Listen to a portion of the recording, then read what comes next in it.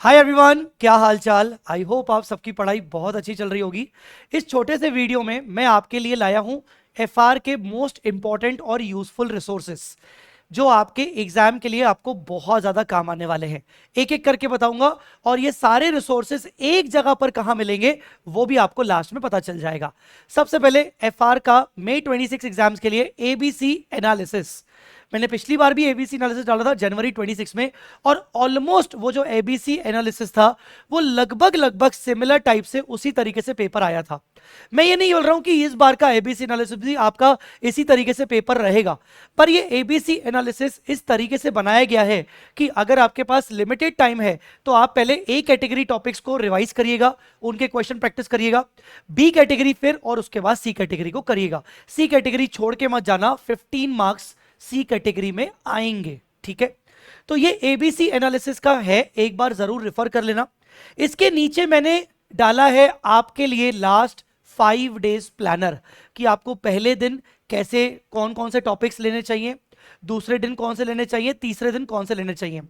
अब हो सकता है आपका प्लानर खुद का आपका ऑलरेडी सेट हो, बना रखा हो, कोई दिक्कत नहीं, आप अपने वाले को फॉलो करें। या फिर अगर आप कंफ्यूज हो, खुद का प्लानर नहीं बना सकते, तो ये बढ़िया सा एक फुल प्रूफ प्लानर है। अगर आप थोड़ा सा देखोगे, मैंने हर दिन एक बड़ा बड़ा टॉपिक रखा है और उसके साथ छोटे छोटे टॉपिक्स रखे हैं। फाइनेंशियल इंस्ट्रूमेंट्स और उसके साथ छोटे टॉपिक्स, बिजनेस कॉम्बिनेशन कंसोलिडेशन उसके साथ छोटे टॉपिक्स, 116 उसके साथ छोटे टॉपिक्स, 115 उसके साथ छोटे टॉपिक्स। इस तरीके से मैंने इसको कवर किया है। अब इसके अलावा बहुत सारे और फ्री रिसोर्सेज है जो आपको मिलेंगे। एक बार अगर आपने ये शीट डाउनलोड कर ली तो इसके अलावा बहुत सारे और फ्री रिसोर्सेज है जो मैं आपको दिखाना चाहता हूं। एक complete common Google drive link है जिसका नाम है एफआर फ्री रिसोर्सेज। सबसे पहले क्वेश्चन बैंक मैंने डाल रखा है, अगर आपके काम आ जाए तो आप एक बार देख लेना, मैंने उसमें कुछ नए क्वेश्चंस डाल दिए हैं। कंसेप्ट बुक, अगर आपको जल्दी से जल्दी रिवाइज करना है, आपके पास एफआर को कॉन्सेप्ट रिवाइज करने के लिए ज्यादा टाइम नहीं है, कोई और अच्छा मटेरियल नहीं है, तो आप कॉन्सेप्ट बुक पे अच्छे तरीके से विश्वास रख के कर सकते हो। और इसके बेसिस पर आप मेरे यूट्यूब के मिशन संभव के रिविजन्स भी देख सकते हो, मैं डिस्क्रिप्शन में डाल दूंगा। कुछ हैंड रिटन समरी नोट्स है अगर क्विक रिवाइज करना है तो। मोस्ट इंपॉर्टेंटली आप 4th number 175 must do questions, sir ये आपके पिछले वाले ही है ना? वही है, कोई चेंजेस करने की मुझे जरूरत पड़ी नहीं, तो इसलिए मैं आपको यही दे रहा हूं। 175 मस्ट डू क्वेश्चंस आपको ये करके जाने चाहिए किसी भी हाल में आखिरी के 5 दिनों में। इसके अलावा एमसीक्यूज, केस सिनेरियो एमसीक्यूज, जितने भी अभी तक के आरटीपी एमटीपी और पीवाईक्यूज हैं अभी तक के सारे, वो मैंने इसमें अपलोड कर दिए हैं एक ही शीट के अंदर। एबीसी एनालिसिस डाल दिया है, एफआर के अमेंडमेंट्स डाल दिए, and now one new thing, मैंने वादा किया था कि एफआर के मैं आपको मॉक टेस्ट प्रोवाइड करूंगा। चेकिंग करके शायद ना दे पाऊं, पर मॉक टेस्ट प्रोवाइड करूंगा। जिन बच्चों ने मेरा एफआर का 100 आवर्स बैच परचेज किया है या फिर एफआर का बूस्टर प्रैक्टिस बैच परचेज किया है, उनको तो मैंने चेकिंग भी करने का देना, चेकिंग करने का भी वादा किया था, और जिनको मैं चेक करके दे भी रहा हूं। बच्चे सबमिट कर रहे हैं वी स्मार्ट एग्जाम प्रेप पे। पर बाकी सबके लिए अगर आपको जनरल कोई भी एफआर का मॉक टेस्ट देना है तो यहां मैंने 2 पोर्शन वाइज टेस्ट डाले हैं और एक फुल मॉक टेस्ट डाला है। पोर्शन वाइज में कौन कौन सा पोर्शन कैसे कैसे कवर होगा इसमें मैंने आपको डाल के दे दिया है।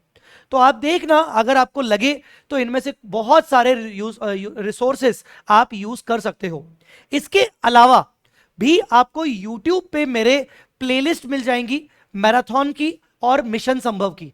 आपको अगर मैराथन लेक्चर्स की प्लेलिस्ट में से रिवाइज करना है लास्ट मोमेंट पे तो आप उसमें से कर सकते हो, और अगर थोड़ा सा रिवीजन डिटेल फॉर्म में चाहिए तो मिशन संभव की प्लेलिस्ट। ये दोनों प्लेलिस्ट मैं इस वीडियो के डिस्क्रिप्शन में अपलोड कर रहा हूं, ठीक है। एक चीज याद रखिएगा, आपको एक छोटी सी एक इंपॉर्टेंट टिप देना चाहूंगा। आखिरी के जब तुम 4-5 दिन एफआर उठाओगे ना, ज्यादा टाइम प्रैक्टिस को देना, 30% टाइम रिवीजन करना, 70% टाइम क्वेश्चंस का रेफरेंसेस, क्वेश्चन को रिफर करना। जब तुम क्वेश्चन को रिफर करोगे ना तो होगा तुम्हारा एक्चुअल रिवीजन जो तुम्हें एग्जाम में काम आएगा। ये मत करना कि बस थ्योरी थ्योरी थ्योरी रिवाइज करते जा रहे हो, फिर क्वेश्चन पे आए तो ऊपर ऊपर से देख लिया। ये बहुत इंपॉर्टेंट है तुम्हारे लिए, क्योंकि समझो बात को, जितना ज्यादा क्वेश्चंस पर फोकस करके जाओगे उतना बेटर रिवाइज कर पाओगे। तो अगर तुम्हारे पास जैसे कोई भी कंटेंट है, 115 इंडेस 115 116 फाइनेंशियल इंस्ट्रूमेंट कंसोलिडेशन, इनका थ्योरेटिकल रिवीजन 25 से 30% रखना, बाकी 70% ध्यान रखना इनके क्वेश्चंस पर, और थोड़े थोड़े राइटिंग करके जरूर देखना। ये टिप मैं बोल रहा हूं तुम्हारे लिए बहुत काम आने वाली है, ठीक है। ऑल द वेरी बेस्ट बच्चों। मैं आशा करता हूं कि ये आने वाले अटेम्प्ट में तुम सीए बन के रहोगे, ठीक है। जब मैं ये बोल रहा हूं ना सीए बन के रहोगे, तो मुझे गूज बम्स आ रहे हैं।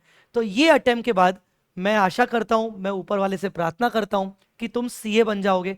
अगर तुम सिर्फ सिंगल ग्रुप दे रहे हो, सेकंड ग्रुप बाद में दोगे, तो मैं आशा करता हूं कि इस अटेम्प्ट में तुम्हारा ग्रुप 1 अच्छे से क्लियर हो जाएगा। All the very best.